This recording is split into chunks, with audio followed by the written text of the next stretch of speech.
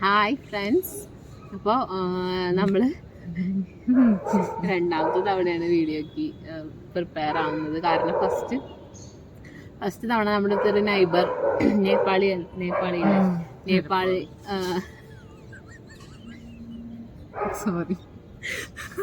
Nepali boy വന്ന് നമ്മളുടെ കൂടെ. നമുക്ക് പിന്നെ വീഡിയോ എടുക്കാനൊന്നും പറ്റിയില്ല, സെറ്റ് സാഹചര്യമായിരുന്നില്ല. അതെ, ലൈറ്റും പോയി. നമ്മൾ ലൈറ്റൊക്കെ കണ്ട് നേരത്തിന് വന്നതായിരുന്നു. പിന്നെ അവനെ കൺവിൻസ് ഒക്കെ ചെയ്ത് പറഞ്ഞയച്ചിട്ടാണ് വീഡിയോ എടുക്കുന്നത്. ഓക്കെ, അപ്പം നമ്മൾ ഇന്നത്തെ വീഡിയോ നോ അബൌട്ട് അസ്, പിന്നെന്താ ഹൗ വി മെറ്റ്, അത്രേ ഉള്ളൂ. അങ്ങനെ ഓക്കെ ഫൈൻ. അപ്പോൾ നമുക്ക് ഇൻട്രൊഡക്ഷനിലൂടെ തുടങ്ങാം. അത് കാരണം എന്നെ അറിയായിരിക്കും, എന്നെ കുറച്ചൊരു 100 സബ്സ്ക്രൈബേഴ്സ് ഉണ്ടല്ലോ, 100 പേർക്കെങ്കിലും എന്നെ അറിയായിരിക്കും. കുറച്ച് മുന്നത്തെ വീഡിയോസിനും ഷോർട്സിൽ കൂടിയൊക്കെ ഇവരും അറിയാം. അപ്പോൾ ആരാണ് ഇവരെന്ന് നമുക്ക് അവരെന്നെ പറഞ്ഞോളൂ ആരാണെന്ന്. Okay, introduce your self. So എൻ്റെ പേര് പാർവതി.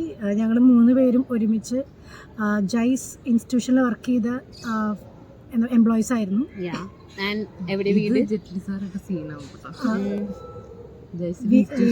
വീട് തൃശ്ശൂരാണ്. ഞങ്ങൾ 3 പേരും തൃശ്ശൂരാണ് വീട്.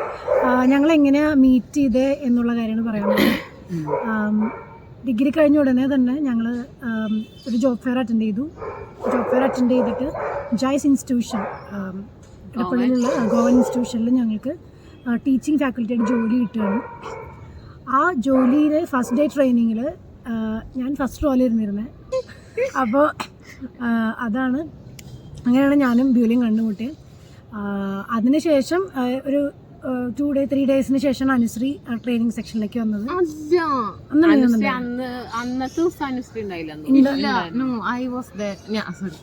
ഞാൻ ഫസ്റ്റ് ദിവസം മുതലുണ്ടായിരുന്നു. ഞാൻ അവിടെ മാംഗ്ലൂരിൽ നിന്ന് കുറേ കുട്ടികളുണ്ടായിരുന്നു. അപ്പം ഞാൻ അവരുടെ അടുത്തായിരുന്നു കൂടുതൽ അവരുടെ ഒപ്പമായിരുന്നു ഇരുന്നതും കമ്പനിയും ഒക്കെ.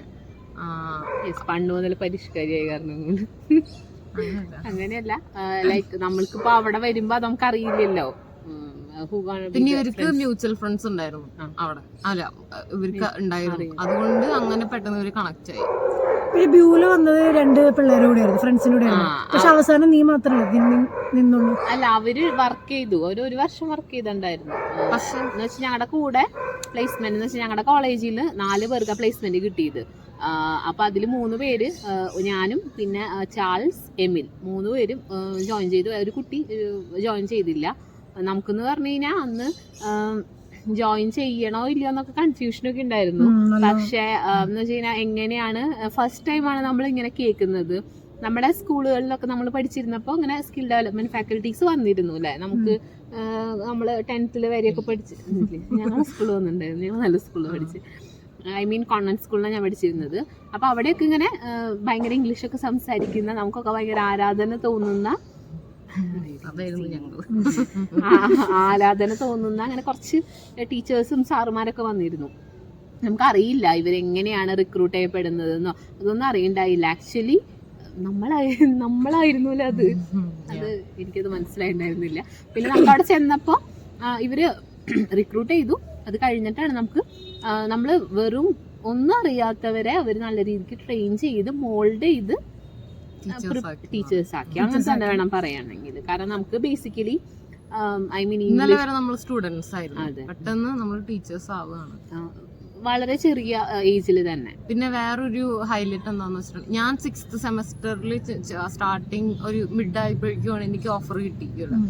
ഞാൻ ക്യാമ്പസ് പ്ലേസ്മെന്റ് വരെ വെയിറ്റ് ചെയ്തില്ല. ഞാൻ വേറൊരു കോളേജിൽ ക്യാമ്പസ് പ്ലേസ്മെന്റ് ഉണ്ടായപ്പോൾ ഞാൻ അവിടെ പോയിട്ടാണ് സംഭവം അറ്റൻഡ് ചെയ്തത്.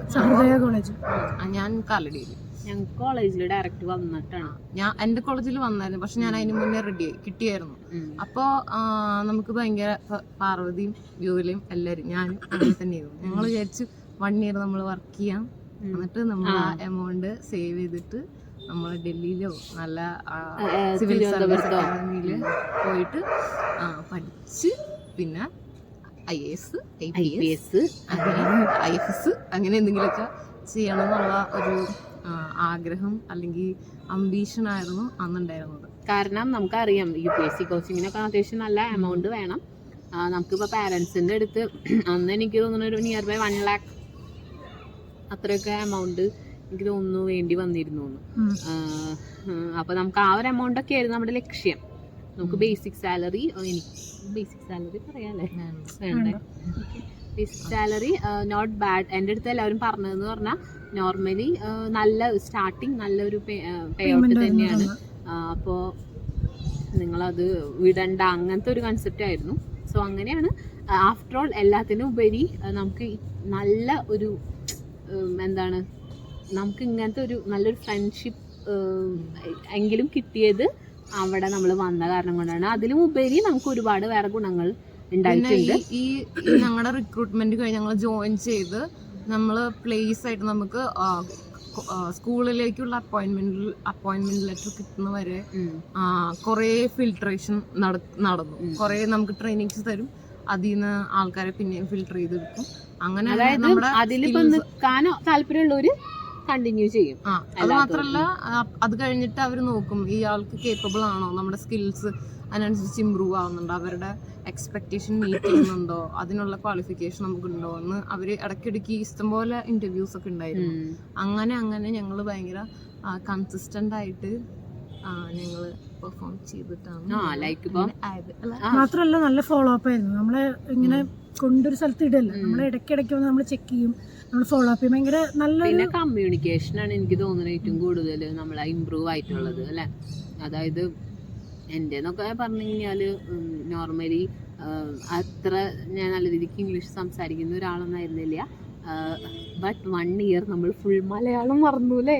മലയാളം മറന്ന് സ്കൂളില് വേറൊരു വിറ്റുണ്ട്, സ്കൂളില് നമ്മള് മലയാളീസ് ആയിട്ടല്ല നമ്മളെ പ്രസന്റ് ചെയ്തോണ്ടിരുന്നത്. ഇടി അന്ന് നമ്മൾ പറഞ്ഞ നമ്മള് ബാംഗ്ലൂരിൽ നിന്ന്, ഇപ്പൊ പക്ഷെ നമ്മള് ബാംഗ്ലൂർ ഇരുന്നിട്ടത് പറയണ. എനിക്കതല്ല പറ്റിയേ.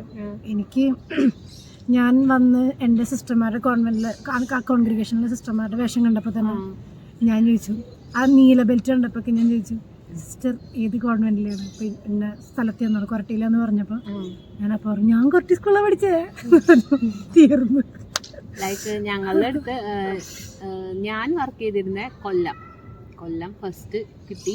ബട്ട് അൺഫോർച്ചുനേറ്റ്ലി ഞാൻ അവിടെ മാറ്റിയവര് കാരണം എൻ്റെ പെർഫോമൻസ് മോശമായിരുന്നു എന്ന് പറഞ്ഞിട്ട്, ഐ മീൻ അങ്ങനെയല്ല, അവർ സാറ്റിസ്ഫൈഡ് അല്ല എന്ന് പറഞ്ഞിട്ടാണ് എന്നെ കൊല്ലത്ത് നിന്ന് മാറ്റിയത്. ദെൻ പത്തനംതിട്ടയിലായിരുന്നു. പത്തനംതിട്ടയിൽ ഓക്കെ ആയിരുന്നു, കുഴപ്പമൊന്നും ഉണ്ടായില്ല.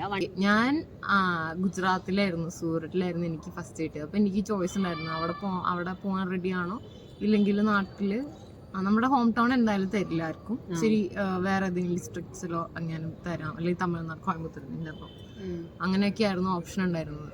അപ്പൊ ഞാൻ ആലോചിച്ചു സൂററ്റ് ഫസ്റ്റ് കേട്ടപ്പോൾ സൂററ്റ് ടെക്സ്റ്റൈൽ സിറ്റിയാണ്. ഓക്കെ, പണ്ടും അതായത് മറ്റേ ഡ്രസ്സിന്റെ കാര്യത്തിലൊക്കെ ഭയങ്കര. അപ്പൊ ടെക്സ്റ്റൈൽ സിറ്റി എന്നുള്ള ഒറ്റൊരു റീസൺ കാരണം കൊണ്ട് ഞാൻ സൂററ്റ് ചൂസ് ചെയ്തിട്ട് അവിടത്തെ സ്കൂളിലാണ്. എൻ്റെ ഒപ്പം വേറെ 2 ടീച്ചേഴ്സും കൂടെ ഉണ്ടായിരുന്നു. ഞങ്ങൾ അവിടെ പോയി. അവിടെ ഫ്ലൈറ്റിന് പോയില്ലേ? ഫ്ലൈറ്റിന് അന്ന് ഭയങ്കര ചർച്ചാ വിഷയമായിരുന്നു, ഒരു സൂററ്റില് ഫ്ലൈറ്റ് പിടിച്ചിട്ട് പോകുന്നത്. അങ്ങനെ പോയി. പക്ഷെ അധികം നാൾ ആ ഭാഗ്യം ഉണ്ടായിരുന്നില്ല. ഞങ്ങൾ തിരിച്ചു വന്ന് പിന്നെ നാട്ടിൽ വേറെ സ്കൂളിലാണ് ഞങ്ങൾക്ക് തന്നത്. ഇനി ഞാൻ കോയമ്പത്തൂരാണ് വർക്ക് ചെയ്തത്. ആക്ച്വലി എനിക്കും ഈ സൂററ്റ് ഓഫർ ഉണ്ടായിരുന്നു, പക്ഷെ എൻ്റെ വീട്ടിൽ നിന്ന് വിട്ടില്ല. കാരണം കോയമ്പത്തൂർ, ഗുജറാത്താണ് എനിക്ക് തന്ന 2 ഓപ്ഷൻ. ഞാൻ ഗുജറാത്താണ് സെലക്ട് ചെയ്തത്. എന്നുവെച്ചാൽ കുറച്ച് ദൂരെ പോയി നിൽക്കും, അതുവരെ എല്ലാവരും വീട്ടിൽ തന്നെയായിരുന്നു. അപ്പോൾ എങ്ങനെയായിരിക്കും വീട് വിട്ട് നിൽക്കാമെന്ന് എനിക്ക് അങ്ങനത്തെ എന്നെ എനിക്ക് അറിയില്ല. അപ്പോൾ അതെനിക്ക് അറിയണമെന്ന് ഭയങ്കര ആഗ്രഹം ഉണ്ടായിരുന്നു. അപ്പോൾ അച്ചോറിന് പറ്റില്ല, കോയമ്പത്തൂർ ഓപ്റ്റ് ചെയ്താൽ മതി, അങ്ങനെയാണെങ്കിൽ ഒന്ന് വരാമല്ലോ, ട്രെയിനിലാണെങ്കിലും വരാമല്ലോ, കാണാമല്ലോ എന്നൊക്കെ പറഞ്ഞിട്ട് ഫൈനലി കോയമ്പത്തൂർ സെലക്ട് ചെയ്തു. പക്ഷേ കോയമ്പത്തൂർ എൻ്റെ കൂടെ എയ്ഡ, സ്നേഹ, ഞങ്ങളിപ്പോഴും കോണ്ടാക്റ്റ് ഉണ്ട്. അപ്പോൾ അവിടെ ഞങ്ങൾ പിണക്കുണ്ടായിരുന്നു. മാത്രമല്ല ഞങ്ങൾ ഒരു കുക്ക് ചെയ്യാൻ, എന്താ പറയുക, റെൻറ്റ് പേ ചെയ്യാൻ, പിന്നെ പല പല കാര്യങ്ങൾ. എൻ്റെ ജീവിതത്തിൽ ഞാൻ ആദ്യമായിട്ട് ഒരു നൈറ്റ് ഷോ സിനിമയ്ക്ക് പോണത് അവിടെ വെച്ചിട്ടാണ്. ഒരുപാട് കാര്യങ്ങൾ, അങ്ങനെ കുറേ കാര്യങ്ങൾ എനിക്ക് സെൽഫ് എക്സ്പ്ലോർ ചെയ്യാൻ പറ്റി, സെൽഫ് റിയലൈസ് ചെയ്യാൻ പറ്റി. ഞാൻ ഒറ്റയ്ക്ക് താമസിക്കാൻ തുടങ്ങിയപ്പോഴാണ് എനിക്ക് ഇഷ്ടമുള്ളതും ഇഷ്ടമില്ലാത്തൊക്കെ മനസ്സിലായത്. മാത്രമല്ല സ്കൂളിലെ ടീച്ചേഴ്സിനോട് നമ്മളെങ്ങനെ പെരുമാറണം, പിന്നെ നമ്മുടെ പേഴ്സണാലിറ്റിയിൽ ഉണ്ടാവേണ്ട കുറേ കാര്യങ്ങൾ നമ്മൾ മാറ്റാൻ അവസരം ആക്ച്വലി ഈ ജോലി കൂടെ കിട്ടിയത്. അല്ലെങ്കിൽ നമുക്ക് നോർമലി ഒരു ഡിഗ്രി, ഞങ്ങൾ 3 പേരായാലും ഡിഗ്രി കഴിഞ്ഞ് അടുത്തത് PG. എന്നുവെച്ചാൽ എൻ്റെ വീട്ടിലെ എല്ലാവരും എന്നോട് PG ക്ക് പറഞ്ഞു. പക്ഷെ ആ ഡിഗ്രി വരെ അവര് പറഞ്ഞ അനുസരിച്ച് അല്ലെങ്കിൽ പക്ഷെ അതൊരു ഭയങ്കര ഡിസിഷൻ ആയിരുന്നു അല്ലേ. അത് നമ്മളുടെ ലൈഫിൽ വരുത്തിയ ഒരു ഇതെന്ന് പറഞ്ഞു കഴിഞ്ഞാൽ, ചേഞ്ച് എന്ന് പറഞ്ഞു കഴിഞ്ഞാൽ എളുപ്പത്തിൽ നമുക്ക് പറഞ്ഞു തീർക്കാൻ പറ്റില്ല. എല്ലാവർക്കും അങ്ങനെ തന്നെയാണ് കേട്ടോ. 1 year അവിടെ വന്ന് ജോലി ചെയ്ത് പോയവർ പിന്നെ ഹയർ സ്റ്റഡീസിന് പോയിട്ടുണ്ട്. പക്ഷെ നമുക്ക് കിട്ടിയൊരു എന്താണ് എക്സ്പീരിയൻസ്, ലൈഫ് എക്സ്പീരിയൻസ്, വർക്ക് എക്സ്പീരിയൻസും അടിപൊളിയായിരുന്നു. ഇമ്പോർട്ടന്റ് ആണ്.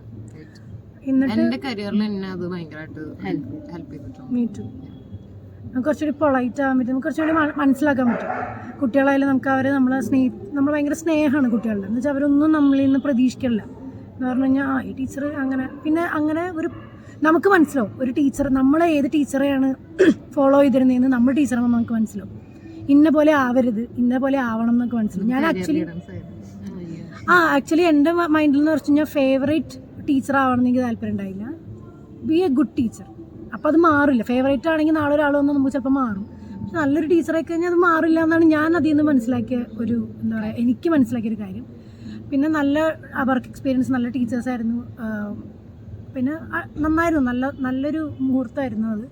പക്ഷെ ദ തിങ് ഈസ്, ഞങ്ങൾ 3 പേരും ഒരുമിച്ച് ഇതുവരെ വർക്ക് ചെയ്തിട്ടില്ല. ഞങ്ങൾ ആ ട്രെയിനിങ്ങിന് മാത്രമേ ഇരുന്നിട്ടുള്ളൂ. അപ്പം കിട്ടിയതാണ് ഞങ്ങൾക്ക് ഇവരെ. അതെ, നമുക്ക് 3 പേർക്ക് കിട്ടിയത്. ഞാനും ബ്യൂല ഒരിക്കൽ കോയമ്പത്തൂർക്ക് വന്നിട്ടുണ്ട്. സോറി, അനു ഒരിക്കൽ കോയമ്പത്തൂർക്ക് വന്നിട്ടുണ്ടായിരുന്നു. അവള് ഗുജറാത്തിൽ നിന്ന് വന്നതിന് ശേഷമാണ് വന്നത്. അന്ന് വന്ന സമയത്ത് അവളുടെ കയ്യിൽ കേക്കിന്റെ മറ്റേ അച്ച്, കേക്കിന്റെ പൊടി, അവളൊന്ന് അത് മോൾഡ് സംഭവങ്ങളൊക്കെ കൊണ്ട് വന്നേക്കണേ. എന്നുവെച്ചാൽ കേക്ക് ഉണ്ടാക്കാന്നൊക്കെ ഉള്ളൊരു മൂഡിലായിരുന്നു അവള്. അങ്ങനെ എന്നുവെച്ചാൽ അനു ബേസിക്കലി ഭയങ്കര, എന്താ പറയുക, ഇങ്ങനെ കുറച്ചുകൂടി ഇന്നോവേറ്റീവ് ആയിട്ടുള്ള കാര്യങ്ങളൊക്കെ ചെയ്യുന്ന, കേക്ക് കുക്കിംഗ് ആയാലും അവള് ക്രിയേറ്റീവ് ആയിട്ടുള്ള, നമ്മുടെ മുന്നത്തെ വ്ളോഗ് നോക്കിക്കഴിഞ്ഞാൽ ക്ഷമയുള്ള അങ്ങനത്തെ കാര്യങ്ങൾ ചെയ്യാൻ ഭയങ്കര ക്ഷമയുള്ള ഒരു ആളാണ് അനു. അപ്പോൾ അവളിങ്ങനെ വന്ന് ആ സമയത്തൊന്നും നമുക്ക് കേക്കൊന്നും നമ്മൾ ചിന്തിച്ചു തുടങ്ങിയിട്ടില്ല. ഇപ്പോഴത്തെ പോലെ അന്ന് എനിക്ക് തോന്നുന്നു ഒരു 6 കൊല്ലം മുന്നേ 5 കൊല്ലം മുന്നേ ഒന്നും ഇല്ല മേക്കിംഗ് യൂട്യൂബിൽ വീഡിയോ അങ്ങനത്തെ പരിപാടിയൊന്നും ഇല്ലല്ലോ. അതിനു മുൻപ് തന്നെ പുള്ളിക്കാരി ഭയങ്കര എന്താണ് പ്രോയായിരുന്നു കേക്ക് മേക്കിംഗ്. എനിക്ക് ഓർമ്മ റാപ്റ്റോ എന്ന് പറഞ്ഞിട്ടൊരു ബ്രാൻഡോ അങ്ങനെ എന്തോ നിനക്ക് ഉണ്ടായില്ലേ? നീ മറ്റേ ഈ കേക്കിന്റെ ബാറ്റർ ഒക്കെ സെറ്റ് ചെയ്തിട്ട് ഒരു അല്ലേ, നിനക്കൊരു ബ്രാൻഡ് ഉണ്ടായില്ലേ, റിബണിൻ അങ്ങനെ എന്തോ. എനിക്ക് 6 വെച്ച് തുടങ്ങുന്ന എനിക്ക് ഓർമ്മയുണ്ട്. അപ്പൊ ഞാൻ ഭയങ്കര അതിശയായിരുന്നു. എന്നോട് ഇവളൊക്കെ പറയുമ്പോൾ ഞാൻ ചോദിച്ചു ഗ്രേറ്റ്. എന്ന് വെച്ചാൽ ആ പ്രായത്തിലുള്ള ഇത്ര എന്താ പറയുക ഫോർസൈറ്റ് അവൾക്ക് ഉണ്ട്. അപ്പോൾ അത് എനിക്ക് ഭയങ്കര, ഞാൻ അപ്രീഷിയേറ്റ്, എനിക്ക് ഭയങ്കര ഇഷ്ടം അങ്ങനത്തെ.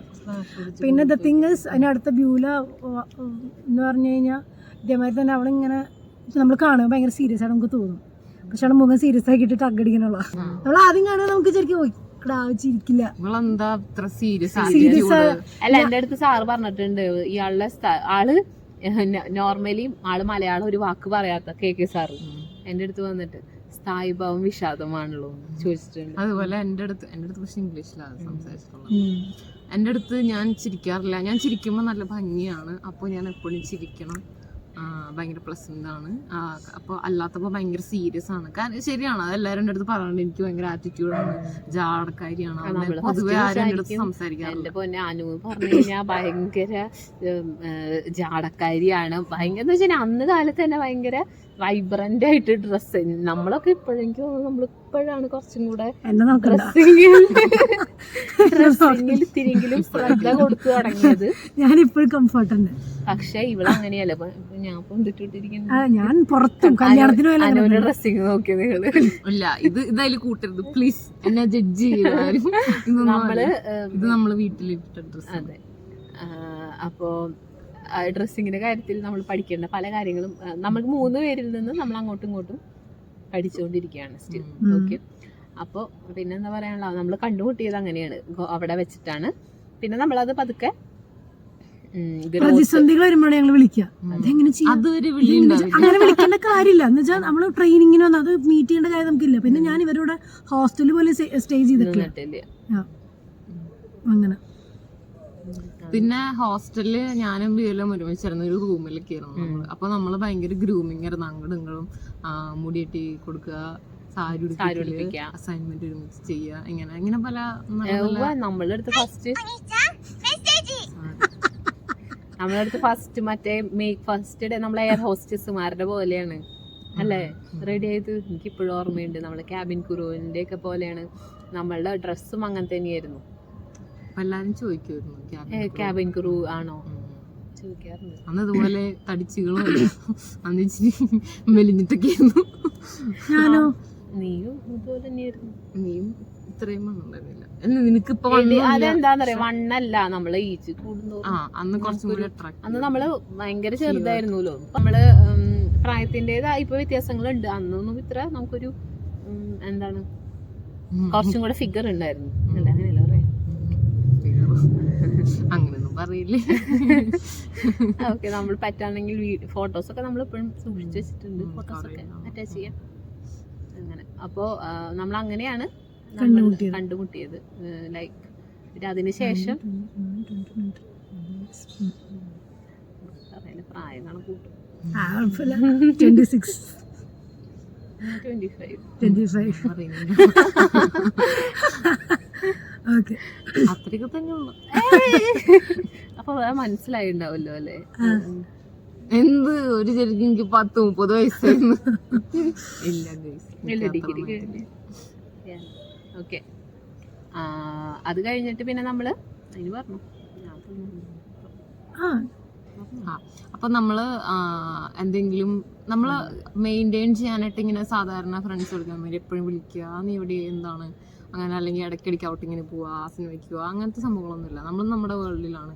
പക്ഷെ നമുക്ക് പെട്ടെന്ന് എന്തെങ്കിലും ആവശ്യം വരുമ്പോൾ അപ്പൊ വിളിക്കാൻ നമുക്ക് ഒരു കോൺഫിഡൻസ് ഉണ്ട്. ഇവളെ വിളിക്കാം, നമുക്ക് ഓട്ടോമാറ്റിക്കലി വരും ആ മൈൻഡിൽ. പക്ഷെ മറ്റാൾക്കത് ഒരിക്കലും ഇതുവരെ എനിക്ക് ഫീൽ ചെയ്തിട്ടില്ല. ഞാനിത് പറഞ്ഞ പാർവതിക്കോ അല്ലെങ്കിൽ ഡിയോലക്കോ അവരെ ജഡ്ജ് ചെയ്യോ അല്ലെങ്കിൽ അവർക്ക് ബുദ്ധിമുട്ടാവോ, ജഡ്ജ്മെന്റ് ഇല്ല. അതാണ് പ്രശ്നം. അതാണ് ഏറ്റവും വലിയ പ്രശ്നം. ആർക്ക് എപ്പോ വേണമെങ്കിൽ വിളിച്ചു കഴിഞ്ഞാലും അത്രേ ഉള്ളൂ. അതായത് എവിടെ വെച്ചാണോ നിർത്തിയത് അവിടെ നിന്ന് നമുക്ക് തുടങ്ങാൻ പറ്റും. 1 year കഴിഞ്ഞിട്ട് വിളിച്ചാലും അത്രേ ഉള്ളൂ. അപ്പോൾ അങ്ങനെ ഞങ്ങള് ഈ അടുത്ത കോവിഡിനൊക്കെ ആ ഒരു ടൈമിൽ ഞങ്ങള് ഫസ്റ്റ് പുറത്തൊക്കെ പോയി തുടങ്ങിയതൊക്കെ അതിരപ്പള്ളി മിനി ട്രിപ്സ് ഒക്കെ ഉണ്ടായിരുന്നു. പിന്നെ ഉണ്ടായിരുന്നു. ഞങ്ങള് കയ്യിന്ന് പോയിരിക്കുമ്പോ നമ്മളൊക്കെ പരസ്പരം എല്ലാവരും കയ്യിൽ നിന്ന് പോയിരിക്കും. ഞങ്ങൾ പരസ്പരം വിളിച്ചിട്ട് ഞങ്ങൾ ഭയങ്കര ആശ്വസിപ്പിക്കും. പിന്നെ ഇവള് പിന്നെ പ്രത്യേകിച്ച് MSW ഒക്കെ പഠിച്ചതുകൊണ്ട് എന്നിട്ടാണ് സൈക്കോളജി ആയിട്ട് ചെറിയ ബന്ധമൊക്കെ ഉള്ളതുകൊണ്ട് അടിക്കും നമ്മുടെ ഫ്രീ തെറപ്പിസ്റ്റും കൂടിയാണ് എൻ്റെ. അതാവശ്യമുള്ള പ്രായമാണല്ലോ. അങ്ങനെ അവൾക്ക് പിന്നെ അത് മനസ്സിലാവാനില്ല. അവൾക്ക് എന്താ സംഭവിക്കണമെന്ന് മനസ്സിലാവാത്തോണ്ട് അവൾക്ക് അതിന്റെ ആവശ്യം വരാറില്ല. അതന്നെ പിന്നെ ഇവള് ഇപ്പൊ പറയുകയാണെങ്കിൽ she's a boss lady among us. അവൾക്ക് സ്വന്തമായിട്ടൊരു സ്ഥാപനമുണ്ട്, സ്ഥാപന ജംഗമം, സ്റ്റാഫ് ഉണ്ട്, ഒക്കെ ഉണ്ട്. പിന്നെ കഷ്ടം അത് ഇപ്പൊ പറയാൻ പറ്റില്ല ഡയലോഗ്സ്. പക്ഷെ ഞങ്ങളെല്ലാവരും കിടന്ന് ഉറങ്ങി മരിക്കുമ്പോ ഇവൾക്ക് കോൾ വരും. ആ പൈസ HDFC-യിലിട്, ആ പൈസ കാനറയിലിട്, ആ പൈസ ഇവിടെ ഇതൊക്കെ പറഞ്ഞിട്ട് ഞാൻ ഉറക്കുന്നത് കേട്ടിട്ട് ഞാനിപ്പോ ഇവിടെ കിടക്കണം. പിന്നെ ഇവക്ക് വേറെ ഞങ്ങക്ക് സാധാരണ ചിലരൊക്കെ കടം വാങ്ങാനൊക്കെ ചോദിക്കാറുണ്ട്. ഇത് എന്താണ് ഇവക്ക് പല പല ബാങ്കില് പല പല അക്കൗണ്ട്സ്. സ്വിസ് ബാങ്കിലുണ്ടോ? നമ്മളെ പൈസ ഒന്നല്ല, പിള്ളേരുടെ പൈസ. എന്നാലും അത് പൈസ ഇല്ലേ, നമ്മളെടുത്ത് മറക്കാനൊന്നും പാടില്ല. പിള്ളേരുടെ പൈസയൊക്കെ നമ്മള് കറക്റ്റ് പേയ്മെന്റ് ചെയ്യണം. അതങ്ങനെ അടിപൊളിയാണ് അവള്. അപ്പൊ അവള് സ്വന്തമായിട്ട് അതാ പറഞ്ഞ ഇതൊക്കെ ഇങ്ങനെ ഒരു ഫൗണ്ടേഷൻ ഉള്ളതുകൊണ്ടാണ് സാധിച്ചത്. നമ്മളെ കൊണ്ട് ഇത് പറ്റും, നമുക്ക് സാധിക്കും. നമ്മൾ ഒറ്റയ്ക്കാകുമ്പോഴാണ്. നമ്മൾ തനിച്ചാകുമ്പോൾ നമുക്ക് മനസ്സിലാവും, ഓക്കെ ഇതിങ്ങനെ നമ്മൾക്ക് ചെയ്യാൻ പറ്റും, ഇത് നമുക്ക് ചെയ്യാൻ പറ്റില്ല, ട്രൈ ചെയ്ത് കഴിഞ്ഞാൽ നേടും എന്നൊക്കെ നമ്മൾ മനസ്സിലാക്കുന്ന വെച്ചാൽ നമ്മൾ തനിച്ച് പണിയെടുക്കുമ്പോൾ ഉണ്ടല്ലോ. നമ്മള് ഇത് കഴിഞ്ഞിട്ട് ഞാൻ വേറൊരു സ്ഥലത്ത് വർക്ക് ചെയ്തിട്ടുണ്ടായിരുന്നു കേട്ടോ. നമുക്ക് അവിടെ നിന്ന് കിട്ടിയ റവന്യൂ അവിടെ നിന്ന് നമ്മൾ സേവ് ചെയ്ത് വെക്കും. നമുക്ക് ഇൻസെന്റീവും ബോണസും എല്ലാ കാര്യങ്ങളും കിട്ടും. അഡ്മിഷൻ സെന്ററിലാണ് വർക്ക് ചെയ്തിരുന്നത്. അന്നത്തെ എൻ്റെ സാലറി നമുക്ക് അവിടെ കിട്ടിയ സാലറീൻ്റെ ഒരു ഭാഗം മാത്രമാണ് എനിക്ക് സാലറി ഉണ്ടായിരുന്നുള്ളൂ. ലൈക്ക് ഇപ്പോൾ ഒരു ഇപ്പോൾ പറയാം, എനിക്ക് അവിടെ സാലറി പറയുന്നത് 8,000 rupees ആയിരുന്നു എൻ്റെ. നമ്മൾ ജൈസിന്ന് ഇറങ്ങി കഴിഞ്ഞാൽ ജൈസിൽ എനിക്ക് അതിലും കൂടുതൽ നല്ല സാലറി ഉണ്ടായിരുന്നു. പക്ഷേ കാരണം എന്ന് പറഞ്ഞു കഴിഞ്ഞാൽ നിയർ ബൈ ആണ്. പക്ഷെ നമുക്ക് ബെനിഫിറ്റ്സ് ഉണ്ട്, ഇൻസെൻറ്റീവ്സ് കിട്ടും, അങ്ങനെയൊക്കെ കിട്ടും. പക്ഷേ നമുക്ക് അതിൽ നിന്ന് കിട്ടിയൊരു ഏർണിങ്സ് ഉണ്ടല്ലോ. ജൈസിന്നല്ല, ജൈസിലൊന്നും കിട്ടിയില്ല. ഇവിടെ വർക്ക് ചെയ്ത് നമ്മളത് സേവ് ചെയ്ത് വെക്കും. സേവ് ചെയ്ത് വെച്ച് അതൊരു എമൗണ്ട് ആയി. ആ എമൗണ്ടും ശരിക്കും ഞാൻ പഠിക്കാൻ പോകാനാണ് വെച്ചിരുന്നത്. ആ എമൗണ്ട് നമുക്ക് ജയ്സിലുള്ളപ്പോൾ അങ്ങനെ എമൗണ്ട് നമുക്ക് സൂക്ഷിക്കാൻ കിട്ടിയിരുന്നില്ല. കാരണം നമുക്ക് എക്സ്പെൻസസ് ഉണ്ടല്ലോ, നമ്മൾ ഹോസ്റ്റലിൽ താമസിക്കും, അത് കഴിഞ്ഞിട്ട് നമുക്ക് ഇനിയിപ്പോൾ അവിടെ നിന്ന് ട്രാവൽ ചെയ്യണമെങ്കിൽ പത്തനംതിട്ട കൊല്ലത്ത് അവിടെ നിന്നൊക്കെ ട്രാവൽ ചെയ്യണമെങ്കിൽ ഒരു പൈസ വേണമല്ലോ. ഇത് എൻ്റെ വീടിൻ്റെ അടുത്ത് തന്നെയാണ്, അപ്പോൾ എനിക്ക് അങ്ങനത്തെ എക്സ്പെൻസസ് ഒന്നുമില്ല. നമുക്കതൊക്കെ സേവ് ചെയ്യാം. അങ്ങനെ സേവ് ചെയ്ത് വെച്ച് ആ ഒരു ക്യാപിറ്റൽ എമൗണ്ടും എന്നാണ് സ്റ്റാർട്ട് ചെയ്തത്.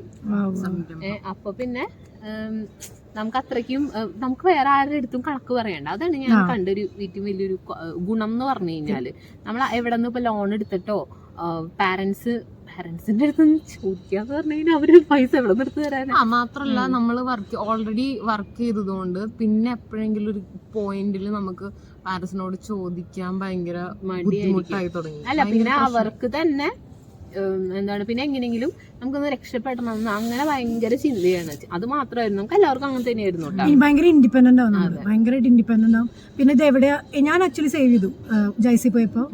ഞാൻ ബേസിക്കലി ഇച്ചിരി പിസ്കത്തിയാണ്, അപ്പൊ ഞാൻ കുറച്ച് സേവ് ചെയ്തു. കാരണം എന്ന് വെച്ച് കഴിഞ്ഞാൽ എനിക്ക് വീട്ടിൽ ചോദിക്കാൻ പറ്റില്ല എന്നുള്ളൊരു മൊമെന്റ് ആണ്. അച്ഛനമ്മനെ ആശ്രയിക്കരുതെന്ന് ഞാൻ തീരുമാനിച്ചിരിക്കുന്ന സമയമാണ്. അപ്പം ഞാൻ അതുകൊണ്ട് എനിക്ക് സേവ് ചെയ്തേ പറ്റൂ എന്ന് പറഞ്ഞിട്ട് ഞാൻ സേവ് ചെയ്തതുകൊണ്ടാണ് അതിൽ കയ്യിലിരിക്കുന്നത്. പക്ഷെ ഇപ്രാവശ്യത്തിൽ ഞാൻ ഒന്നും സേവ് ചെയ്യില്ല. കാരണം എന്ന് വെച്ച് കഴിഞ്ഞാൽ അന്ന് ഞാൻ സേവ് ചെയ്ത പൈസ ഒക്കെ എന്ന് വെച്ചാൽ ഞാൻ ആവശ്യമുള്ളത്തിലാണ് ഇൻവെസ്റ്റ് ചെയ്തത്, എങ്കിൽ കൂടെ അത് വെർത്തായില്ല. അപ്പോൾ ഞാനിപ്പോൾ വിചാരിച്ചെന്ന് വെച്ച് കഴിഞ്ഞാൽ എൻ്റെ ഹാപ്പിനെസ് കിട്ടണമെന്ന് വെച്ചാൽ അതവിടെ സ്പെൻഡ് ചെയ്യുക. അതിങ്ങനെ എടുത്തു വെച്ചിട്ട് കാര്യമില്ല. പൈസ വരും നമുക്ക് ഉറപ്പാണ്. കാരണം നമ്മളിപ്പോൾ പ്രൊഡക്റ്റീവായിട്ടുള്ള നമ്മുടെ പീരീഡിലിരിക്കണേ. സോ നമുക്ക് ഏൺ ചെയ്യാൻ പറ്റുമെന്ന് എനിക്ക് മനസ്സിലായി. സോ പിന്നെ അതിനെപ്പറ്റി ബേജാറാവേണ്ട കാര്യം പറഞ്ഞില്ല. അപ്പോൾ നമ്മൾ അങ്ങനെ ഫ്രണ്ട്ഷിപ്പ് അതിൻ്റെ ഒപ്പം തന്നെ കൊണ്ടുപോകുന്നു. നമുക്കൊരു അങ്ങനെ തന്നെ ആയിരിക്കണം എല്ലാവരും. ഇപ്പോൾ നമ്മൾ ന്യൂ ഇയറിന് ജസ്റ്റ് നമ്മൾ ഇത്രയധികം വർക്ക് പ്രഷറുള്ള ആൾക്കാരാണ്. നമുക്കിപ്പോൾ ഒരു സമാധാനം ഇല്ലാത്ത വർക്കിംഗ് ഷെഡ്യൂളൊക്കെയാണ്. പക്ഷേ സ്റ്റിൽ ഇവിടെ ആണെങ്കിൽ നമ്മൾ ഇതിൻ്റെ ഇടയിൽ കൂടെ വർക്ക് ചെയ്യുന്നുണ്ട്. അവൾക്കാണെങ്കിലും ഇവിടെ വർക്ക് ഉണ്ട്. ഇപ്പോൾ നമ്മൾ പാർവതി ലീവ് എടുത്തിരിക്കുകയാണ്. ഇപ്പോൾ ന്യൂ ഇയർ കഴിഞ്ഞ് പിറ്റേന്ന് ജോയിൻ ചെയ്യണം. ചെന്ന പാടെ തന്നെ കാരണം എനിക്കാണെങ്കിലും ഓഫീസിലൊക്കെ പോകാനും കാര്യങ്ങളൊക്കെ ഉണ്ട്. അവൾക്ക് വർക്ക് ഫ്രം ഹോം ഉണ്ട്. അപ്പോൾ പക്ഷേ നമ്മൾ ഒരുമിച്ചിരിക്കാം. അങ്ങനെ കുറേ നാളെ പ്ലാൻ ചെയ്യണത് 3 പേരും. നമുക്ക് നമ്മൾ മുന്നേ തന്നെ പ്ലാൻ ചെയ്തിട്ടുണ്ടായിരുന്നു, നമുക്ക് വീഡിയോ ഒക്കെ ചെയ്യണം. കുറെ കാര്യങ്ങൾ മുൻപ് തന്നെ പ്ലാൻ ചെയ്ത് വെച്ചിട്ടുണ്ടായിരുന്നു. ചില ഇവളുടെ തലേന്ന് വന്ന ഐഡിയാസ് ബക്കറ്റ് ലിസ്റ്റ് ഉണ്ടായിരുന്നു. നമുക്ക് വ്ളോഗ് ചെയ്യണം അങ്ങനെ നമ്മൾ കുറെയൊക്കെ വ്ളോഗ് ചെയ്ത് വെച്ചു. ഇനി അതൊക്കെ നമ്മൾ പതിയെ അപ്ലോഡ് ചെയ്യുന്നതായിരിക്കും. അങ്ങനെ പിന്നെ ഇവിടെ ഇപ്പൊ കാണുമ്പോൾ കുറെ പേർക്ക് റെക്കഗ്നൈസ് ചെയ്യുന്നുണ്ടാവും. കുറെ പേര് എനിക്ക് മെസ്സേജ് ഒക്കെ അയച്ചിട്ടുണ്ടായിരുന്നു, ഇത് തട്ടിമുട്ടിയുടെ റോസമ്മയല്ലേ എന്ന് വെച്ചിട്ട്. അതെ, റോസമ്മയ്ക്ക് കുറച്ച് മുടിയൊക്കെ ആക്ച്വലി ഞാൻ ജയ്സിലിരിക്കുമ്പോഴാണ് തട്ടിമുട്ടി ഓഡീഷന് പോണേ. ഓഡീഷന് പോയപ്പോഴാണ് ഞാൻ എനിക്ക് സബ്സ്റ്റിറ്റ്യൂഷൻ ചെയ്തത്. അതന്നെ അതേപോലെ പോകുന്നത്. പിന്നെ മാത്രമല്ല ജയ്സിൽ ഞാൻ പോയ സമയത്ത് അങ്ങനെ ഇപ്പോഴും കമ്പനി ഫുൾ സപ്പോർട്ടാണ് എനിക്ക്. പ്രൊജക്റ്റ് വരികയാണെങ്കിൽ പാർവതി ലീവ് എടുത്ത് എന്ന് വെച്ചാൽ ഫുൾ സപ്പോർട്ടാണ്. എന്ന് വെച്ചാൽ ആ ആർട്ടിനും അത് നമുക്കും ആ ഒരു വ്യക്തിക്കും ആ കലയ്ക്കും തരുന്ന ഒരു അംഗീകാരം അല്ലെങ്കിൽ ഒരു കൺസിഡറേഷനാണ്. അപ്പോൾ അതുകൊണ്ട് നമുക്കും ആ ജോലിയോട് ഭയങ്കര സ്നേഹം തോന്നും ചെയ്യുമ്പോൾ. അപ്പോൾ അതന്നും നമുക്ക് തന്നു, ഇന്നും തന്നു. അപ്പോൾ അതും ഈ ജോലി കൊണ്ട് എനിക്ക് കിട്ടിയതാണ്. അപ്പോൾ അതൊക്കെ പിന്നെ നമ്മൾ ഇനി ഒരു വളർന്നു വരുന്ന അപ്കമിങ് ഫിലിം സിനിമ നടിയോട് കൂടിയാണ് സംസാരിച്ചിരിക്കുന്നത്. അതാണ് നമ്മളുടെ ഭാഗ്യല്ലേ. പിന്നെ ഓടി സോ അപ്പൊ ലൈറ്റ് ഒന്നും ഇല്ല. ലൈറ്റ് നമ്മൾ ഫ്ലാഷ് കത്തിച്ച് വെച്ചിട്ടാണ് ചെയ്യണത്. ലൈറ്റ് എനിക്ക് ഭയങ്കര ഇഷ്ടം. ലിമിറ്റഡ് റിസോഴ്സിൽ പറഞ്ഞ് ചെയ്യുന്നത് ഭയങ്കര ബ്യൂട്ടിഫുൾ ആണ്. കുറെ നാളെങ്കിൽ നമുക്ക് ഭയങ്കര നമ്മള് വീഡിയോസ് ചെയ്യണത് ഫോണുകളിൽ എപ്പോഴും മെമ്മറി ഇഷ്യൂസ് ഉള്ള കാരണം കൊണ്ട് നമ്മൾ വീഡിയോസ് ഡിലീറ്റ് ചെയ്യും. നമ്മൾ ക്യാപ്ചർ ചെയ്യും, ഡിലീറ്റ് ചെയ്യേണ്ട ഗതികേടാണ്. ഇപ്പൊ ഗൂഗിൾ ഫോട്ടോസിലൊന്നും ഇല്ല സത്യം പറഞ്ഞതിന്റെ സ്റ്റോറേജ്. അപ്പോൾ ഇതൊക്കെ നമുക്ക് എല്ലാവരും കാണിക്കാൻ വരും. ഭയങ്കര അഹങ്കാരമാണ് ഇതൊക്കെ നമ്മൾ ചെയ്യണതൊക്കെ നാട്ടുകാരെ കാണിക്കുന്നത്. അങ്ങനത്തെ ടോക്ക് വരെ വരും ഇതിൽ. അതൊക്കെ എനിക്കറിയാം. പക്ഷെ അങ്ങനെയല്ല. ഇതിപ്പോൾ നമ്മളുടെ ബ്യൂട്ടിഫുൾ മൊമെന്റ്സ് ഉണ്ട്. ഇതിൽ ഒരുപാട് മൊമെന്റ്സ് ഉണ്ട്. നമുക്ക് വീഡിയോ ഒരു 10 കൊല്ലം കഴിഞ്ഞ് നമ്മൾ എടുത്ത് നോക്കുമ്പോൾ എനിക്ക് ആക്ച്വലി റിലക്റ്റന്റ് ആയിട്ടുള്ളത് ആൾക്കാർ ക്രിഞ്ച് അടിക്കും കാണുമ്പോൾ. അതാണ് ഞാൻ മെയിൻ ആയിട്ട് ചെയ്തത്. പക്ഷെ ഞാൻ നല്ല ചിന്തിനാണ് ഞങ്ങളെ സംബന്ധിച്ച് നമ്മളുടെ നാട്ടിലും വീട്ടിലുള്ള ഒരു പേരെന്ന് പറഞ്ഞു കഴിഞ്ഞാല് എന്താണ്, തലതെറിച്ച് നടക്കുന്നവർ അല്ലെങ്കിൽ പരിഷ്കാരികൾ അല്ലെങ്കിൽ പിന്നെ എന്താ താന്തോന്നികൾ അങ്ങനത്തെ ഒരു ഫുൾ നെയിം പ്ലേറ്റ് ഞങ്ങൾക്ക് ഇവിടെ ഉണ്ട്. പക്ഷെ ഞങ്ങളുടെ അത്ര തങ്കപ്പെട്ട സ്വഭാവം അവരിനി എത്ര തപസ് ചെയ്താലും അവർക്ക് കിട്ടില്ല. പിന്നെ നമ്മൾ കൊറേ പേര് നമ്മളെ പിന്നെ കാണുമ്പോ ഒക്കെ ചോദിക്കും, എന്താണ് കല്യാണം കഴിക്കുന്നില്ലേ നീ തറ പ്രായമില്ലേ, അങ്ങനെയൊക്കെ കുറെ പേര് ചോദിക്കും. തടി വെച്ചിട്ടുണ്ടല്ലോ, ഇതൊക്കെയാണ് മുടി സ്ട്രെയിറ്റ് ചെയ്തിട്ടുണ്ടോ, സ്മൂത്ത് ചെയ്തിട്ടുണ്ടല്ലോ, എന്താ മുടിയുമ ചെയ്തത്, പിന്നെ മെയിനായിട്ട് എന്താ ചെയ്യുന്നത് ഇപ്പോ, കാര്യമുണ്ടോ. ഞാൻ സത്യം പറഞ്ഞു കഴിഞ്ഞാൽ നമ്മളിതൊന്നും നമ്മൾ ഡിസ്ക്ലോസ് പോലും ചെയ്യാറില്ല നമ്മൾ എന്താ ചെയ്യണതെന്ന്. പക്ഷെ ഒരു പോയിന്റ് വരുമ്പോൾ നമുക്ക് പറയണോണ്ട് കുഴപ്പമൊന്നും ഇല്ലല്ലോ. പിന്നെന്താ, പിന്നെ ഞാൻ ഇതിലൊക്കെ വിശ്വസിക്കുന്ന ആളാണ്, എന്തില് നെഗറ്റീവ്സിൽ. പിന്നെ നസർ എന്ന് പറയും അല്ലെ, കണ്ണീർ. നമ്മള് ഞങ്ങൾ എന്തെങ്കിലും നല്ല സ്റ്റേറ്റസ് ഇട്ട് കഴിഞ്ഞാൽ പിന്നെ അടി, ഞങ്ങൾ തമ്മിലല്ല വേറെ അടികൾ പൊട്ടിപ്പുറപ്പെടും. അപ്പൊ അത് കാരണം കൊണ്ട് നീ ഇവിടെ വിശ്വസിക്കില്ല.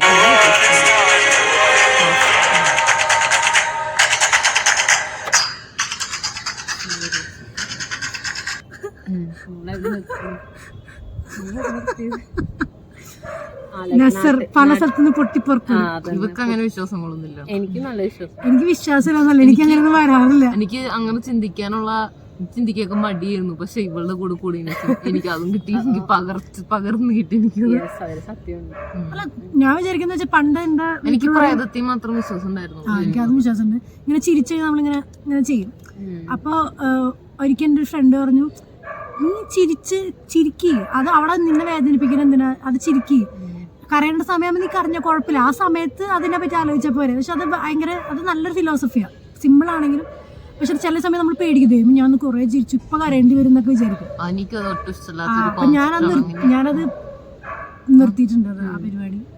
വയറ് നിർത്തിച്ചാണോ.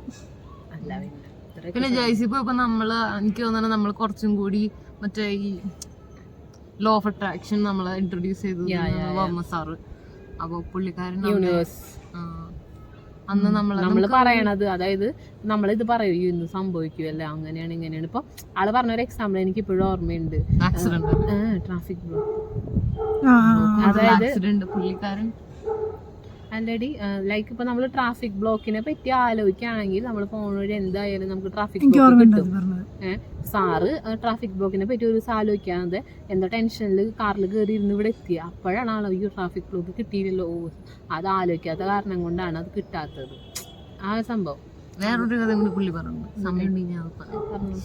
അതായത് പുള്ളിക്കാരൻ ഇതുപോലെ രാവിലെ ഓഫീസിലേക്ക് വരുന്ന ടൈമില് സാധാരണ പുള്ളി നല്ല വെൽ ഡ്രസ്ഡ് ആയിട്ട് ടൈ ഒക്കെ ചെയ്ത് ആണ് വരാറ്, ടൈ കിട്ടിയിട്ട്. അപ്പോൾ അന്നൊരു ദിവസം പുള്ളിയുടെ ഷർട്ടിന്റെ ഉള്ളിലിടുന്ന ഇന്നർ ബനിയൻ അതില് കുറച്ച് സ്റ്റെയിൻഡും അല്ലെന്തോ ചെറിയ ഹോൾസ് ഒക്കെ ഉണ്ടായിരുന്നു.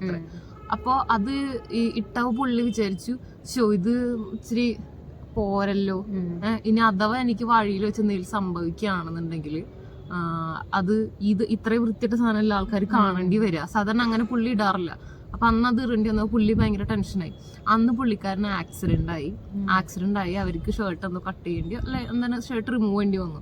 വന്നപ്പോ പുള്ളിക്കാരന്റെ ഈ ഇന്നർ ബനിയൻ ഇട്ടാണ് പുള്ളിനെ കൊണ്ടുപോയത്. അപ്പോ പുള്ളി അത് വിചാരിച്ചു, അത് ഓട്ടോമാറ്റിക്കലി അത് മാനിഫെസ്റ്റഡ് ആയി, അത് സംഭവിച്ചു. നമ്മളപ്പോ അതിനുശേഷം അങ്ങനെ ഇന്നത് നടക്കും അങ്ങനെ നമ്മൾ നമ്മളിങ്ങനെ പ്രേ ചെയ്യുമ്പോ പറഞ്ഞു നടന്നപ്പോ നമ്മൾ പ്രേ ചെയ്യുമ്പോൾ നമ്മള് ദൈവമേ എനിക്ക് അപകടം ഒന്നും പറ്റാണ്ട് എത്തണമെന്ന് നമ്മൾ ഒരിക്കലും പ്രാർത്ഥിക്കുന്നു. നമ്മള് സുരക്ഷിതമായി എത്തി സന്തോഷമായിട്ട് തിരിച്ചു വരണം. അങ്ങനെ നമ്മൾ സംസാരിക്കുമ്പോഴും നമ്മുടെ തോട്ടിൽ ഇത് പറയാം. മറ്റേത് പറഞ്ഞ പോലെ അല്ലേ, ടോക്സിക് ആയിട്ടുള്ള പോസിറ്റിവിറ്റി എന്ത് വിചാരിച്ചു കഴിഞ്ഞാലും മൊത്തം ഗൂഢാലോചന ചെയ്യും എല്ലാ കാര്യങ്ങളും നമ്മൾ ആഗ്രഹങ്ങളും. പിന്നെ നമ്മൾ കൊടുത്തത് നമുക്ക് എന്തെങ്കിലും തിരിച്ചു സീരിയസ്ലി അങ്ങനെ. പിന്നെ നമ്മളിങ്ങനെ വിശ്വസിച്ച് കഴിയുമ്പോഴല്ല, വേണ്ട ഞാൻ പറയില്ല ടോക്സിക്. ഓക്കെ, അപ്പൊ നമ്മള് ഇന്നത്തേക്ക് ഇതിപ്പോ എങ്ങനെ ചെയ്യണ, ഇത് വൈഡപ്പ് കാരണം ഒട്ടും ലൈറ്റ് ഇല്ലാന്ന് തോന്നണല്ലേ. അപ്പൊ നമ്മള് നമ്മളെങ്ങനെയാണ് മീറ്റ് ചെയ്തത്, എവിടെ വെച്ചാണ് മീറ്റ് ചെയ്തതെന്നൊക്കെ നമ്മള് പറഞ്ഞു. ഇപ്പൊ ബാംഗ്ലൂര് ഞങ്ങള് മുന്നോട്ട് കുറച്ച് യാത്രകൾ പ്ലാൻ ചെയ്യുന്നത്, നോട്ട് നൗ, കുറച്ചും കൂടി ബാങ്ക് ബാലൻസ് ഒക്കെ ആയിട്ട്. സോ അപ്പം നമുക്ക് കുറച്ചും കൂടി വിശദമായിട്ട് അപ്പം ഈ ജേർണി കുറച്ചും കൂടി മുന്നോട്ട് പോകും. കുറേ കഥകൾ നിങ്ങൾക്ക് പറയാനും ഞങ്ങൾക്ക് ഷെയർ ചെയ്യാനുണ്ടാവും. സോ നമ്മൾ കുറേ അധികം മെമ്മറീസ് കളക്ട് ചെയ്തിട്ടുണ്ട്. അതൊക്കെ നിങ്ങളിലേക്ക് നമ്മൾ എത്തിക്കും. കളക്ട് ചെയ്യല്ല, സംഭവിച്ചു. കളക്ട് ചെയ്ത് വെച്ചിട്ടുണ്ട്. എനിക്ക് വേറൊരു അല്ലെങ്കിൽ എനിക്കൊരു മെസ്സേജ് ഉള്ളതെന്ന് വെച്ചാൽ, നമുക്ക് മൂന്നിരിക്കും ജോലി കിട്ടാൻ നമ്മൾ ഒരുപാട് കഷ്ടപ്പെട്ടിട്ടില്ല, റൈറ്റ്? ഇപ്പോഴും ഐ മീൻ എനിക്കൊന്നും അങ്ങനത്തെ ഇഷ്യൂസ് അങ്ങനെ കാര്യമായിട്ട് ഉണ്ടായിട്ടില്ല. അപ്പോൾ ഇപ്പോഴത്തെ ഞാൻ കേട്ടിട്ടുണ്ട്, കാണുന്നുണ്ട്, ജോലി ഇല്ല അല്ലെങ്കിൽ ജോലി കിട്ടാണ്ട് വിഷമിച്ച, അല്ലെങ്കിൽ ജോലി വീട്ടിൽ പ്രശ്നം, നാട്ടിൽ പ്രശ്നം, അങ്ങനത്തെ ഒരുപാട് സംഭവങ്ങളുണ്ട്. ബുദ്ധിമുട്ടായിരിക്കും. ആൾക്കാർ ചോദിക്കും, ഇത് ജോലി ഒന്നും ആയില്ലേ, ഇത്രയോ അങ്ങനെയാ ഇങ്ങനെയാന്ന്, ഇപ്പൊ എത്ര കാലമായി പഠിച്ചില്ലേ, വെറുതെ ഇരിക്കാണോ, അങ്ങനെ ആൺകുട്ടികളുടെ അടുത്തും പെൺകുട്ടികളുടെ അടുത്തൊക്കെ ചോദിക്കും. നമുക്ക് വേറൊരു വീഡിയോ ചെയ്യാം വേണമെങ്കിൽ, എങ്ങനെ ഓപ്പർച്യൂണിറ്റീസ് കണ്ടുപിടിക്കാം. ഇത്രയും നമ്മള് മെയിൻ ചാനലിൽ ചെയ്യാം. നമ്മള് മറ്റു ചാനലില്ലേ, അതിൽ അത്യാവശ്യം നല്ല സബ്സ്ക്രൈബേഴ്സ് ഉള്ളൊരു ചാനലാണ്. അതിൽ ചെയ്യാം. അതിൽ ചെയ്ത് കഴിഞ്ഞാൽ കുറച്ചും കൂടെ ആൾക്കാരിലേക്ക് എത്തും. അപ്പൊ അത് ഞാൻ പ്ലാൻ ചെയ്തിട്ടുണ്ടായിരുന്നു. നമ്മള് എങ്ങനെയാണ് ഇപ്പോൾ ഒരു ഇന്റർവ്യൂ അല്ലെങ്കിൽ നമുക്ക് ഫസ്റ്റ് സ്റ്റേജ് ഫിൽട്രേഷൻസും കാര്യങ്ങളും എല്ലാം എങ്ങനെ, അത് നമുക്ക് ഒരുപാട് ഓപ്പർച്യൂണിറ്റീസ് ഉണ്ട്. അപ്പൊ നമ്മള് എപ്പോഴും ഒബ്സർവ് ചെയ്യാം. നമുക്ക് എന്താണ് ആഗ്രഹം? നമുക്ക് ജോലിയാണോ, അല്ലെങ്കിൽ നമുക്ക് സ്നേഹമാണോ വേണ്ടത്, അല്ലെങ്കിൽ നമുക്ക് ഫൈനാൻഷ്യൽ ഗെയിൻസ് ആണോ, ഓപ്പർച്യൂണിറ്റീസ് ആണോ? അതെ, കുട്ടികളാണോ? അയ്യോ അത് വേണ്ട. നമ്മൾ ഒബ്സർവ് ചെയ്യാം. നമ്മുടെ യൂണിവേഴ്സ് നമ്മളിങ്ങനെ ഒബ്സർവ് ചെയ്യാം. നമുക്ക് ഓട്ടോമാറ്റിക്കലി അല്ല, നമുക്കിപ്പോ എല്ലാം ഈസി ആയിരുന്നില്ല കേട്ടോ. ലൈക്ക് നമ്മൾ ഒരുപാട്, അതായത് നമ്മൾ ഇത്ര വർഷം കൊണ്ട്, പക്ഷെ നമുക്ക് കുറെ എക്സ്പീരിയൻസ്, നമുക്ക് ഒരാൾക്ക് പറഞ്ഞു കൊടുക്കാനുള്ള ഒരു സ്റ്റേജിലാണ് നമ്മളിപ്പോ. നമുക്ക് എങ്ങനെ നമ്മള് വലിയ സംഭവങ്ങളായിട്ട് പറയണതൊന്നുമല്ല. നമ്മളിപ്പോ ചിലർ കേൾക്കുമ്പോൾ വിചാരിക്കും ഭയങ്കര ഇരുന്ന് അഹങ്കാരം പറഞ്ഞുകൊണ്ടിരിക്കുകയാണെന്നൊക്കെ വിചാരിക്കും. അങ്ങനെയല്ല, നമ്മൾ അത്രയ്ക്കും സ്ട്രഗിൾ ചെയ്തിട്ടുണ്ട്. ആരായിരിക്കും, ഞാനാണെങ്കിലും പാർവതി ആണെങ്കിലും അനുശ്രീ ആണെങ്കിലും നോർമൽ ലൈഫിൽ സ്ട്രഗിൾ ചെയ്യാ കേൾക്കാത്ത കാര്യങ്ങളൊക്കെയാണ് നമ്മൾ ഫേസ് ചെയ്യേണ്ടി വന്നിട്ടുള്ളത്, ഒരുപാട് കാര്യങ്ങൾ. ഈ ചെറിയ സ്ട്രഗിൾസ് കേൾക്കണമെന്നുണ്ടെങ്കിൽ എത്ര ലൈക്ക് കിട്ടിയ സ്ട്രഗിൾസ് പറയാൻ തയ്യാറാണ്? ലൈക്ക് ഒരു പറഞ്ഞു നിന്റെ ചാനലിൽ നമുക്ക് അത്ര വ്യൂസ് ഒന്നും ആയി വരുന്നുള്ളൂ. അത്ര ലൈക്ക് ഒന്നും പറയും. ഒരു 50. സ്ട്രഗിൾസ് നമ്മൾ പറയുന്നത് ഇവരുടെയും പറയും. എന്റെ മാത്രമായിട്ട് പറയണില്ല, അവളുടെയും പറയും. സോ അപ്പൊ നിങ്ങൾ ഈ സ്ട്രഗിൾസ് അല്ല, ചാലഞ്ചസ്. സ്ട്രഗിൾ ആക്ച്വലി ഒരു നെഗറ്റീവ് ടേം ആണ്. കാരണം ആ ചാലഞ്ച് ഞങ്ങൾ അങ്ങനെ പറയണ, സോറി ഇന്ററപ്റ്റ് ചെയ്തതിന് സോറി, അത് പറയണം എനിക്ക് ആഗ്രഹം. കാരണം വെച്ചാൽ നമ്മളെ ചാലഞ്ച് വരുമ്പോൾ നമ്മളത് മറികടക്കുമ്പോഴാണ് ഓക്കെ ഇത് പറ്റും ഇത് പറ്റില്ല നമുക്ക് മനസ്സിലാക്കണം. കാരണം at the end of the day ഒരാളും പ്രൂവ് ചെയ്യാനല്ല, എനിക്കെന്താണ് ആവശ്യം, എനിക്കെന്താണ് വേണ്ടത്, അത് മറ്റൊരാളെ ബുദ്ധിമുട്ടിപ്പിക്കാതെ നമുക്ക് എങ്ങനെയാണ് കിട്ടുക എന്നുള്ളതാണ് ഒരു കൺസേൺ. സമാധാനമായിട്ട് ഉറങ്ങാൻ എല്ലാവരും at the end of the day സമാധാനമായിട്ട് ഇരിക്കുക എന്നുള്ളതാണ് അതിൻ്റെ കോറായിട്ടുള്ള കാര്യം.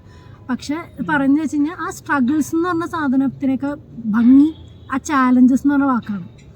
അത് ഫേസ് ചെയ്ത് മുന്നോട്ട് പോയി സക്സീഡ് ഇപ്പോഴും ഞങ്ങൾ ചെയ്തിട്ടില്ല. Still we are facing the challenge. Finding opportunities. We are finding ourselves. ഒരു ഇൻട്രോസ്പെക്ഷൻ നടന്നുകൊണ്ടിരിക്കുകയാണ്. It's beautiful. അപ്പോൾ ഈ ന്യൂ ഇയറിൽ നമുക്ക് പറയാനുള്ളത്, നിങ്ങള് യൂണിവേഴ്സുമായിട്ട് കമ്മ്യൂണിക്കേറ്റ് ചെയ്യുക. നിങ്ങളുടെ ആഗ്രഹങ്ങൾ നിങ്ങൾ അങ്ങോട്ട് വിട്ടുകൊടുത്താൽ പോരാ. അതിനെ നന്നായിട്ട് സ്നേഹിക്കുക. എന്താണോ നിങ്ങളുടെ ആഗ്രഹം നിങ്ങൾക്ക് നടത്തിയെടുക്കേണ്ടത് അതിനെപ്പറ്റി ചിന്തിക്കുക. അങ്ങനത്തെ ആൾക്കാരായിട്ട് നിങ്ങൾ സംസാരിക്കുക, കാണുക, അങ്ങനെയൊക്കെ ചെയ്യുക. ഞാൻ അതിന് വേണ്ടിയിട്ടാണ് നമ്മൾ മെയിനായിട്ട് വീഡിയോസ് നമ്മളുടെ ഇൻക്ലൂഡ് ചെയ്യുന്നത്. അല്ലാതെ നമുക്കിപ്പോൾ വേറെ ഒന്നിനു വേണ്ടിയിട്ടൊന്നുമല്ല. ഇപ്പം എന്നെ മാത്രം, അല്ലെങ്കിൽ ഞാൻ ഡെയിലി നടക്കുന്നതിൽ നിന്ന് ഇപ്പോൾ നമ്മൾ 3 പേരാകുമ്പോൾ ഇത് ഭയങ്കര ഡിഫറെൻ്റ് ആണ്. അപ്പം അത് എല്ലാവരും ഇതുപോലെ ആയിരിക്കും. പലർക്കും ഇപ്പം എൻ്റെ കൂടെ പഠിച്ച പലർക്കും എല്ലാവർക്കും അത്ഭുതമാണ്. ഞാൻ സ്റ്റേറ്റസ് സ്റ്റോറിയൊക്കെ ഇടുമ്പോൾ അതുപോലെ ഇവിടെയാണ് എന്താണ് അങ്ങനെയൊക്കെ. അപ്പോൾ നമുക്കതൊക്കെ ഭയങ്കര ഒരു എന്താ പറയാ, ഭയങ്കര സന്തോഷമാണ്. കാരണം എല്ലാവർക്കും ഇതൊന്നും അങ്ങനത്തെ ഒരു സാഹചര്യങ്ങളൊന്നും കിട്ടില്ല. പിന്നെ ഈ പറഞ്ഞ പോലെ നമ്മളെ ഒരുപാട് ഇങ്ങനെ കഷ്ടപ്പെട്ട കാരണം കൊണ്ട് ദൈവം നമുക്ക് ചെറിയ ഹാപ്പിനെസ് തരുന്നു, അത്രേ ഉള്ളൂ. അപ്പൊ എല്ലാരും ഈ ന്യൂ ഇയറിൽ പോസിറ്റീവായിട്ടിരിക്കുക, നമ്മളെ ആഗ്രഹങ്ങളൊക്കെ എപ്പോഴും അതൊന്നും പ്രയോറിറ്റൈസ് ചെയ്യുക. അതിനുവേണ്ടി നിങ്ങൾ എപ്പോഴും അതിനെ കുറിച്ച് ചിന്തിക്കുക, വർക്ക് ചെയ്യുക. അതെല്ലാം നടക്കും. ഈ ന്യൂ ഇയർ നിങ്ങൾ ആഗ്രഹിക്കുന്ന എല്ലാ കാര്യങ്ങളും നടക്കും. ഞങ്ങൾ പ്രാർത്ഥിക്കും. അല്ലേ? Stay tuned. നമുക്ക് എന്താണ് ഭാഗ്യം ഉണ്ടെന്ന് വെച്ച് കഴിഞ്ഞാൽ നമുക്ക് കുറച്ചും കൂടെ വീഡിയോസൊക്കെ എടുത്ത് വെച്ച് പബ്ലിഷ് ചെയ്യാൻ പറ്റട്ടെ എന്ന് എന്താണ് വിചാരിക്കുന്നത്. ഇതിൽ നല്ലൊരു ബ്ലൂപ്പർ വരുന്നുണ്ട്. നല്ല ബ്ലൂപ്പറാണ്, വിചാരിക്കാത്തൊരു ബോംബാണ്. ബ്ലൂപ്പർ നമ്മൾ ഇൻക്ലൂഡ് ചെയ്യും. ഓക്കെ, സോ ഇവിടെ പറയാൻ സമയമായി. നമുക്ക് ന്യൂ ഇയർ പ്ലാൻസ് ഇന്നിപ്പോ നമ്മള് ന്യൂ ഇയറിന്റെ നമ്മൾ പിസ്സ ഉണ്ടാക്കാം. Yes, this is the last day of 2023.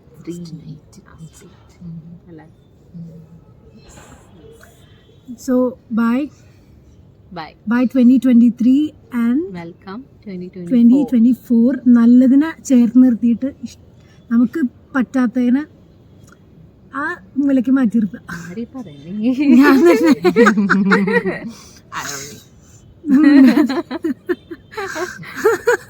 അത് പിന്നെ ഒരു എപ്പിസോഡിൽ പറയാം. Bye bye. Bye. Wish you happy new year. Happy new